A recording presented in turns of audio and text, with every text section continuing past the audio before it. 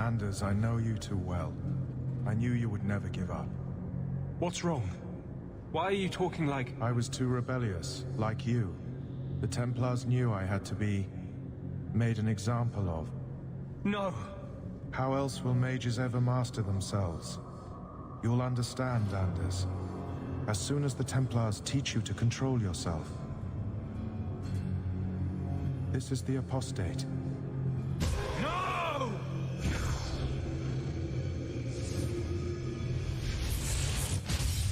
You will never take another mage as you took him.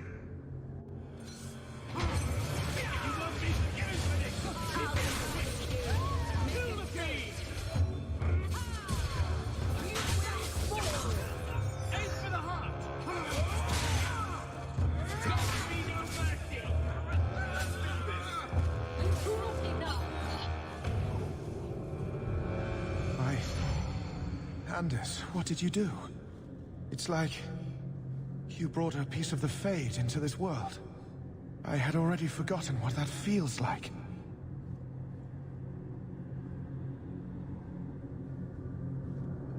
What did you do? Not the Fade part. The angry, glowing bit. It's like a gateway to the Fade inside you, glowing like a beacon. I have some unique circumstances, yes. But Carl, what happened? How did they get you? The Templars here are far more vigilant than in Ferelden. They found a letter I was writing you. You cannot imagine it, Anders. All the color, all the music in the world, gone. I would gladly give up my magic. But this... I'll never be whole again. This is what Mother was protecting me from. Please, kill me before I forget again. I don't know how you brought it back, but it's fading. Carl, no. Maybe we can find a cure. Can you cure a beheading? The dreams of tranquil mages are severed. There is nothing left of them to fix. I would rather die a mage than live as a Templar puppet.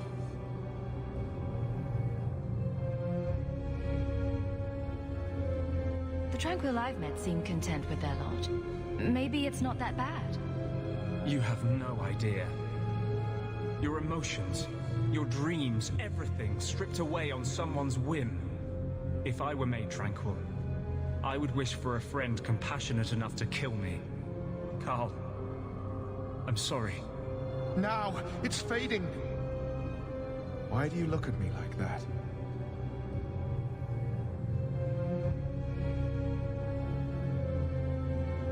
Goodbye. We should leave before more Templars come.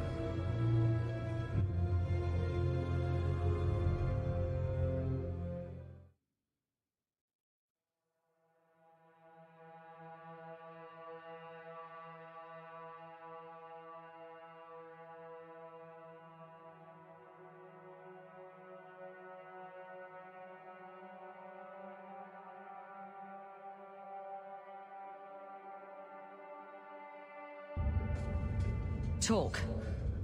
What happened to you in the Chantry? This is hard to explain. When I was in Amaranthine, I met a spirit of justice who was trapped outside the Fade. We became friends, and he recognized the injustice that mages and Thaders face every day. And that's different than a demon. Just as demons prey on the deadly sins of mankind, there are good spirits who embody our virtues. Spirits of compassion, fortitude, justice. They are the Maker's first children, and they have all but given up on us. What does this have to do with your eyes glowing? To live outside the Fade, he needed a host. I offered to help him. We were going to work together, bring justice to every child ever ripped away from his mother to be sent to the Circle. But I guess I had too much anger. Once he was inside me, he changed.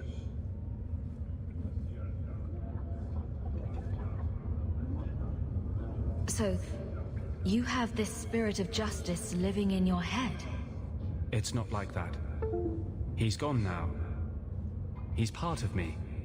It's not like we can have a conversation. I feel his thoughts as my own. Not even the greatest scholar could tell you where I end and he begins.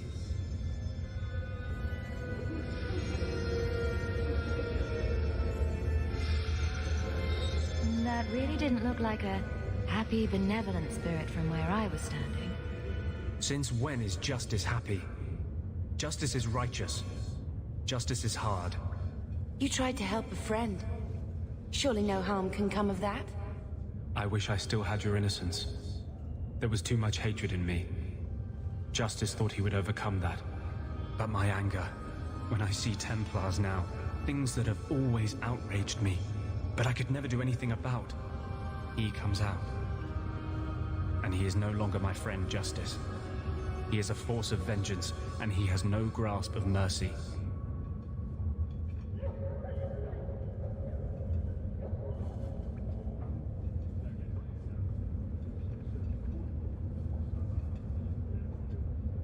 Can you bring him out at will?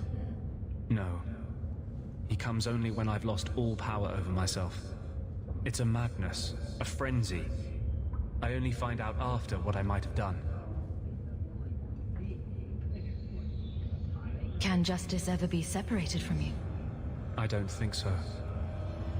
The only way a spirit has ever been separated from a living host is by its death. The curse is of my own making. All I can do now is hope to control it.